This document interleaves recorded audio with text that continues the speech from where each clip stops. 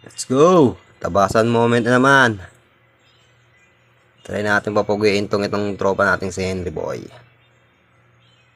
Yan. Spray muna. Sayo ng buhok. Itong napili niya. Gupit. Crop on top. Try natin ang babagay sa kanya. Kahapon kasi nagsabi siya na daling ko daw yung gamit ko.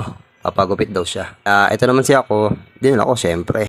Sino naman tayo para tanggihan yan, di ba? Syempre, gusto natin mabigyan ng magandang haircut ng mga tropa natin. Umaga nga pala to ng morning. Dito sa trabaho namin. 6:30 kami nagsimula na ito ng umaga. Kasi alas 7 ang pasok namin dyan. Kaya may 30 minutes pa ako para gupitan to. Yan, napapangiti na nga. Kikiligin ka talaga pagka napangiti. Ayan, pakpe-kape pa oh. Oh, cute na. Di pa tapos oh. Poging-pogi na eh oh. Medyo malapit na yan eh. Kaya kitang-kita na yung kapogian niya dyan eh.